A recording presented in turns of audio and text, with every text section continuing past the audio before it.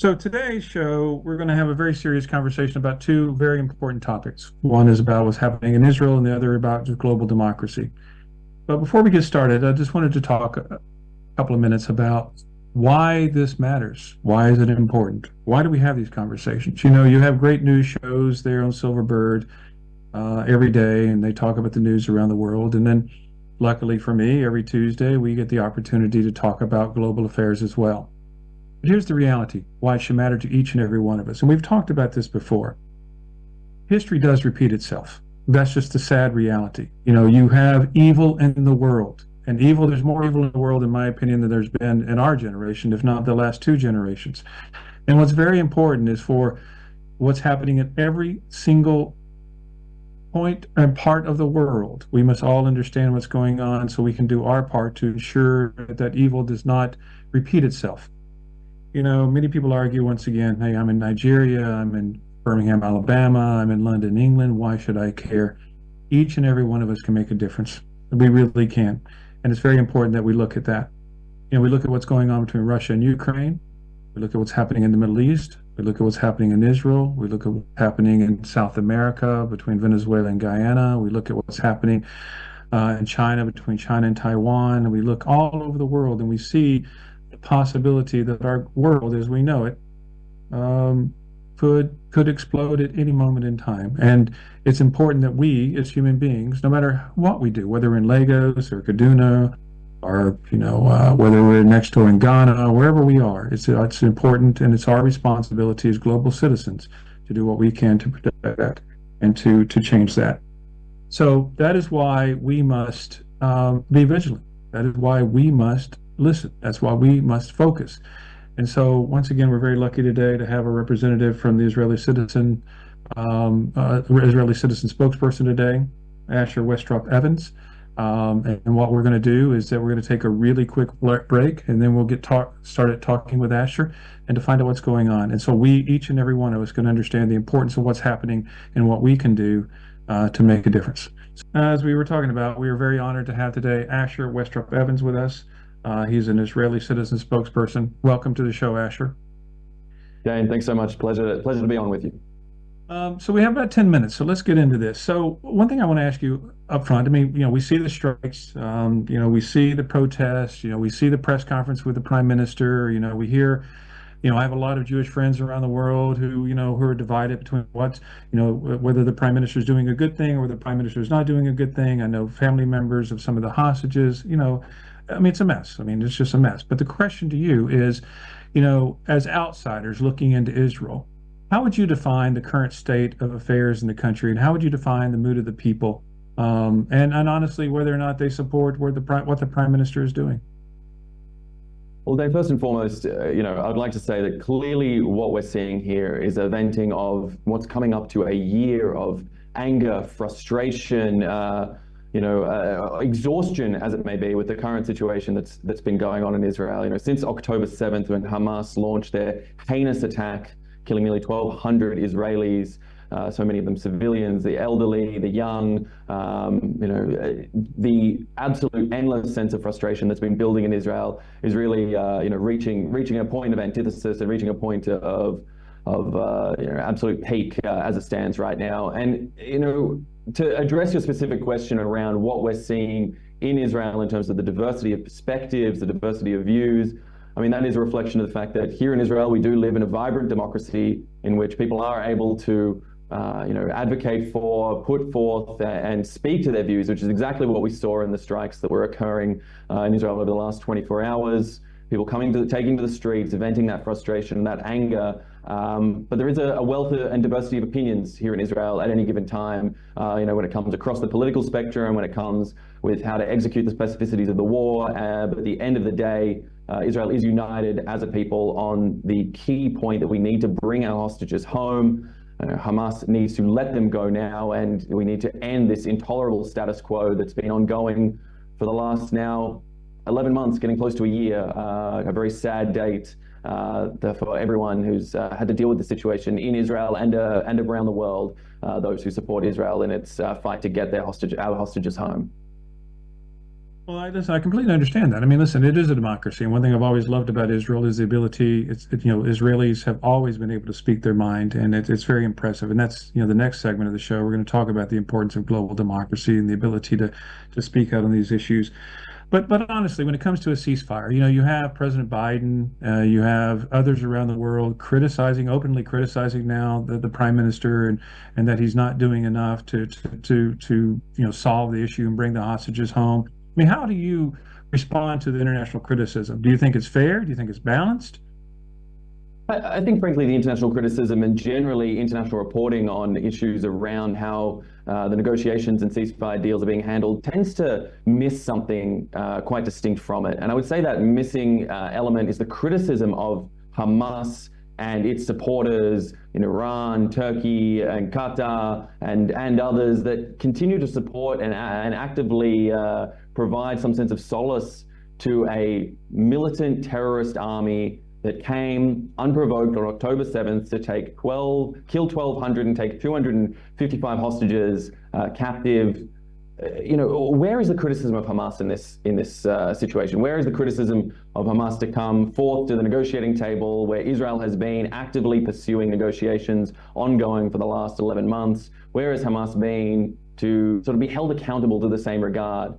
It seems that there's consistently a double standard put in place where Israel is expected to stand above and beyond when it comes to its approach to negotiations, to make concessions, to give credibility to this terrorist militant army, while at the same time Hamas is not expected to be held to the same account in terms of humanitarian standards when they're performing actions like not allowing the Red Cross, Red Crescent, or any other organizations to come in and see the hostages to check on their status. And then, as we saw so horrifically in the last few days, when they take actions such as executing point blank 6 hostages just to prevent the IDF from being able to rescue them in operations because it better serves their interests. And I feel that double standard that's put in place is, frankly, an unfair equivalence when it comes to understanding how Israel should proceed versus how Hamas should proceed. I think everyone should be a little bit more aware of that there are two sides in this negotiation, and one side is an incredibly bad faith terrorist militant organization that is attempting to do whatever they can to cling to power, whether it be sacrificing Israeli lives or, frankly, the lives of their own citizens in Gaza.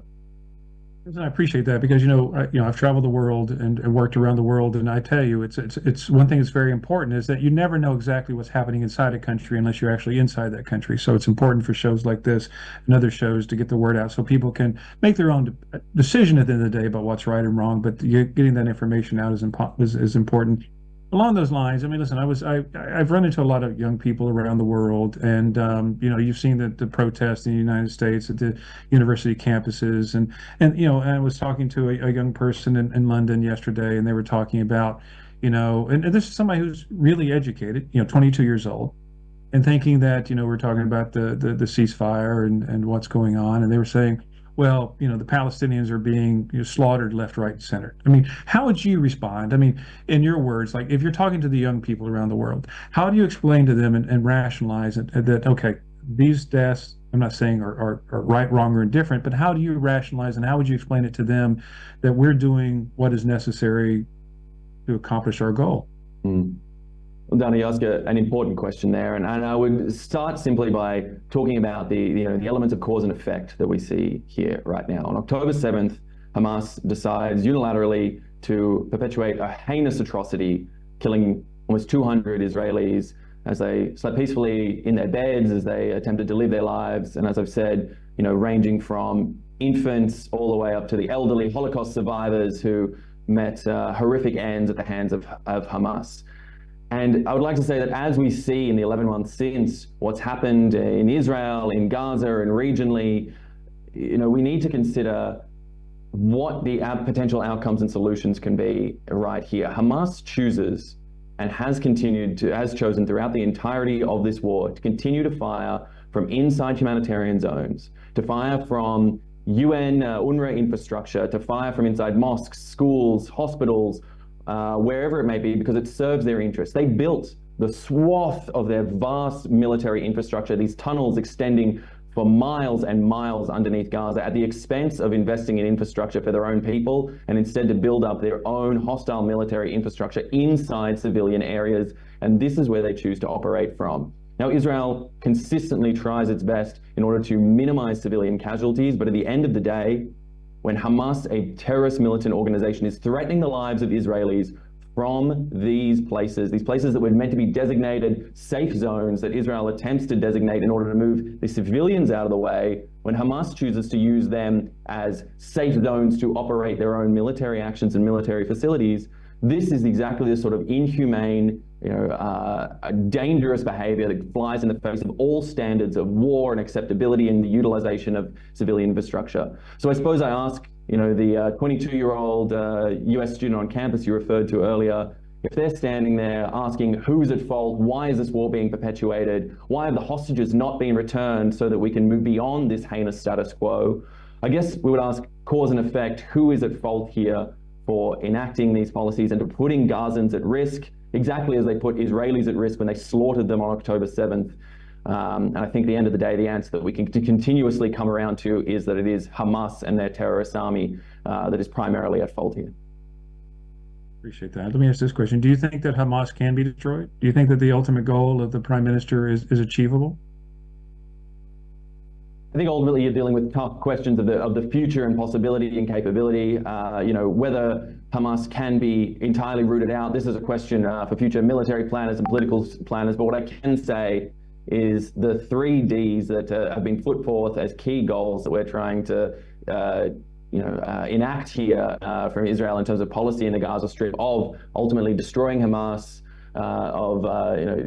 removing the military capabilities, disarming, should I say, the Gaza Strip so that they don't have the military capability to continue firing on Israel, and to de-radicalize the Gaza and broader Palestinian population. Those 3 Ds are critical to the goals of Israel as it stands right now, because that is the only way we can live sustainably in a neighborhood in which we're talking about matters of tens of miles away from people. I'm based here in Tel Aviv right now, a mere few dozen miles away from the Gaza Strip on one side, and another, few dozen miles away from Hezbollah and their an additional militant terrorist army on the other side in the north.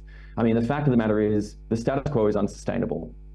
October 7th showed us this fact, and as we move forward, we need to understand how we can achieve a new sense of status quo, and following those 3 Ds as I laid them out is going to be critical. What's long-term achievable? Well, ultimately, we need to frame it through, a goal of understanding what is an acceptable status quo for Israel. And as it stands right now, simply, there isn't an acceptable status quo with so many Iran-backed militant organizations surrounding Israel on all sides. Frankly, no country should be expected to accept that, and Israel certainly won't. Hey, there's so many questions I have for you. Let me ask this question. For Nigeria and Africans, why should they care? Help us understand, or help them understand, why they should care what's happening in Israel between, Hezbollah and Hamas and Iran. Well, I think Nigeria, of all countries, can and should understand so much of what's happening with Hamas, with Iran in general. Obviously, having to deal with Boko Haram on Nigeria's own doorstep, they can understand what it is to have an Islamist terrorist organization right there, threatening borders, threatening to take civilians hostage, threatening to do untold damage in a country where there is, an attempt at stability, peace, and security in the longer term. When it comes to the likes of Iran, particularly, and we see the number of Iranian-backed militias surrounding Israel on all sides, and Africa as a whole should understand that Iran's ambitions don't simply stop in the Middle East. They have expansionist, Islamist tendencies that expand well beyond the Middle East into an empire, an axis of resistance, they would call it. Others might use less complimentary terms when it comes to what their goals are. But at the end of the day, Iran wants to break out into the wider region. They want to push their authoritarian, theocratic, hateful views all across the Middle East, Africa, and beyond, and they will expand as far as they are allowed to do unless they are stopped by those forces. Democratic principles, liberal values that I say that this is not an acceptable standard that we will accept across the world. So that is precisely why it is so relevant for nations such as Nigeria and many other nations throughout Africa, the Middle East, Asia, and beyond to truly understand that we need to fight for the sort of democratic principles that Israel defends, that Israel represents in this region as the only democracy here in the Middle East. This is absolutely critical if we're going to achieve any sort of regional stability and security that will allow for the sort of growth and development that Nigeria and Israel have seen in terms of their bilateral ties since the 90s, or since way back in the 60s, even when Israel originally recognized an independent Nigeria, but into the 90s as well. There's been such a growth of relations. And that is an important relationship to maintain and consider and develop, because those sort of economic ties build growth, build development, and that's been a key part of Israel's foreign relations policy for the last several decades, and something that Israel would be eager to continue. Do you think the war will expand it to Hezbollah and into Lebanon? Dan, I don't have the crystal ball in front of me to know precisely what will happen. What we do know, however, is that there are 60,000 or more Israelis currently internally displaced, unable to return to their homes in the north because of the imminent threat of Hezbollah, which stands right at the border, not respecting the UN Security Council's Resolution 1701 that says it should move behind the Litani River to provide a buffer zone, which was meant to be put in place after the Second Lebanon War. Hezbollah sits right there at the border with literally hundreds of thousands of missiles, drones, rockets, and more poised, aimed at Israel, ready to fire. It seems for the time being that there is no appetite for larger war coming from Hezbollah. Their leader, Hassan Nasrallah, has indicated that for the time being they will hold back, but really, frankly, as we learned on October 7th, and as should be apparent throughout history, these militant terrorist organizations cannot be trusted to be taken at their words. They are plotting, scheming, planning the next attack, and Israel needs to be ever vigilant to see what may happen in the future. We hope for peace, of course. We hope that these 60,000 plus Israelis can return to their homes and that everyone will be able to simply live in peace. But I don't know how that can be done with so many hundreds of thousands of rockets, as I said, pointed at Israel and the Israeli people, ready to strike at any moment. So Asher, it's a fascinating story, and it's to me, I've lived in the Middle East, I've lived in Israel, and it's a fascinating, unfortunate story that's happening and unfolding there. But anyway, I appreciate your time. I wish you all the best, and thanks for being on the show today. We must always weigh, the good and the bad. We must always understand, we talk about, 40 to 50,000 killed and 100,000 that have been injured. Is it worth it or not? I mean, this is why it's important for us to understand the internal dynamics. Just like the world, when they think about Nigeria and what's going on there, and people, it's easy to judge, but until you get the facts, it's hard to really know. We're waiting for Joe to come on the line. I think he'll be here any minute.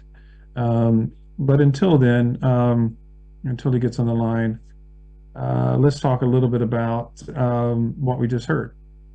To the Nigerian audience. I mean, I think he makes a very strong case about why it's important. I think Asher understands that, we're a global democracy. We are. We are not just alone by ourselves. No country is an island, as they say. And that's something that's very important for all of us to understand about the integration of all this stuff. And it was interesting, something I didn't even know about how Israel was one of the first there to recognize Nigeria independence. Anyway, we have Joe with us now. Hey, Joe, how are you? I'm good. How are you, Dane? Great, great. I'm surprised you're not wearing some kind of baseball shirt. I was going to say, what team today were you promoting?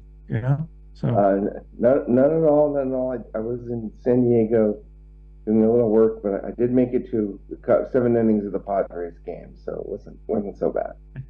Oh, good.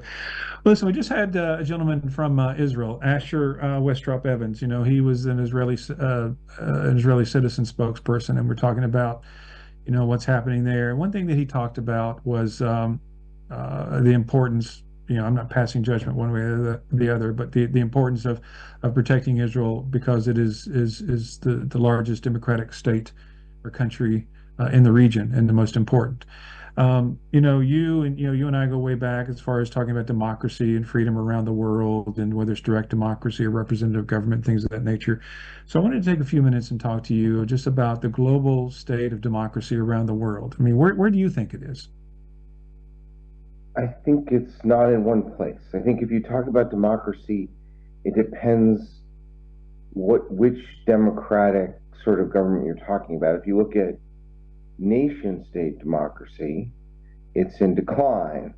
Um, the hard part about trying to say, I think one of the questions we don't ask ourselves enough is that because democracy is in decline, that nation state democracy is in decline, or because the nation state itself is in decline? And the pressures on the nation state, which, in our world and for the last 400 years has been the place sort of had a monopoly on sovereignty. Authoritarian, all kinds of nation states are in a lot of trouble and under pressure. So are institutions. If you look at the nation state level, things look pretty bad.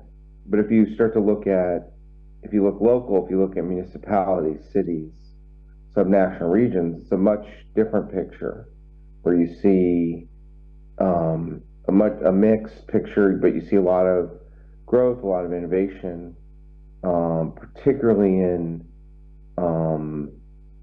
bigger cities and in certain places where the cities are starting to, as nation states falter, nation states come under pressure, lose legitimacy because they're unable to solve the big planetary problems, and they're not so good to the lower levels, the communities and cities in their places. You see sort of cities and subregionals, I'm a Californian, I know this firsthand, start to take up the slack and be asked to try to do more and bigger things. So if you look at democracy at that level, you might say there's a lot of exciting things happening.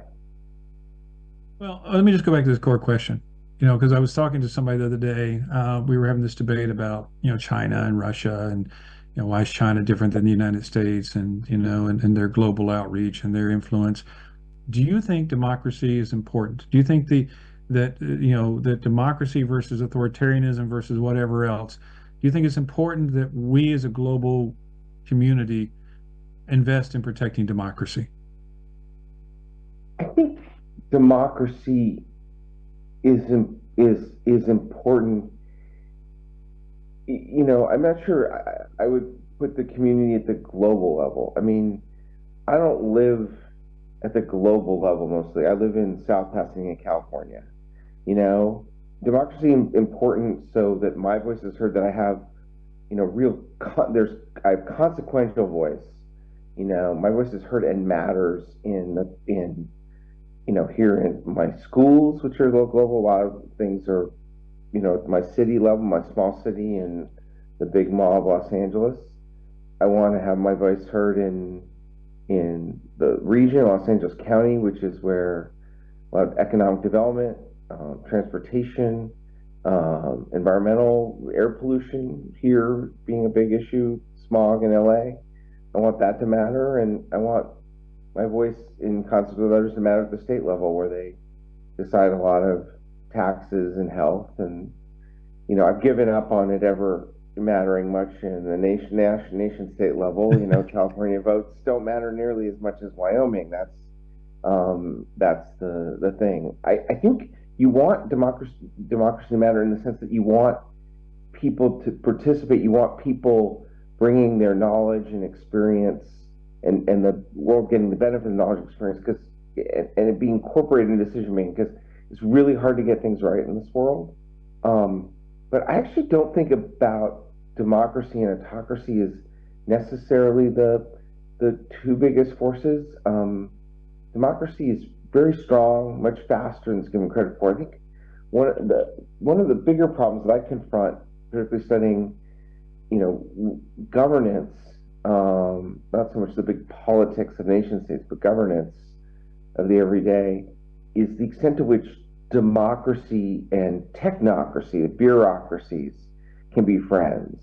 Technocracies in governments, at different levels of governments, and also in other kinds of institutions, including big companies. Those sort of things need to work together. I think making democracy work well means that it needs to be more robust and more powerful, but also connect to stronger technocracy, people who, the world doesn't have enough people in government and in bureaucracies who know what they're doing, who know a subject well, and know how to get things done. Those things too have to be married together.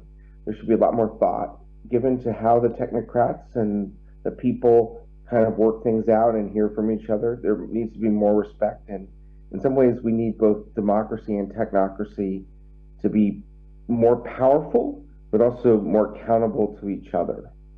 That's a I keep coming back to that in my travels. The autocrats are sort of a more obvious problem. And while we're in a bad moment for democracy versus autocracy at the nation state level, I do think that's an easier thing for democracy to win in the long term. The democracy and technocracy really enters our ability to solve all these big problems that threaten our existence as a species and the existence of a lot of other species. It's interesting. Well, let's talk about Africa specifically. We only have a couple of minutes here left. I mean, I know you're doing some work in Africa, or you have some stuff planned for Africa coming up. But in your opinion, like, what is the state of democracy in Africa? In a country like Nigeria, why should Nigeria care about democracy, or Nigerians care about democracy? And do you think that we as a global community, I use that phrase loosely, should do more to help countries like Nigeria and Africa expand or protect their democracy? I think we can help, but I think I think it's more common than that. And I mean, what is democracy in Africa? So many different countries, so many different regions. I mean, the picture can be quite different within a country. Lagos is an unusual city, growing to be one of the largest in the world. It's got real problems of jurisdiction, democracy, governance. It's a fascinating place, but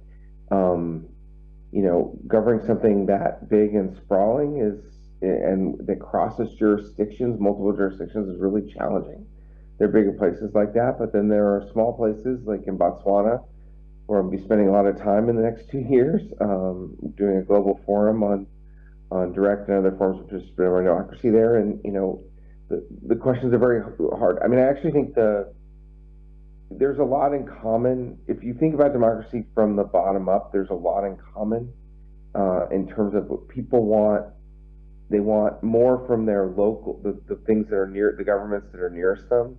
They want to have real input on anything that has to do with them, and they want their input and the input of their neighbors to be considered and really to inform better decisions. And they want their governments to be able to solve problems, both the local community, but also defend them from a autocratic national government, and be able to solve, disease, environment, climate, other things, corruption, all these problems that really do cross borders. Because much of the world, including Africa, there's more education. People have a little bit more money. People are living a little bit longer.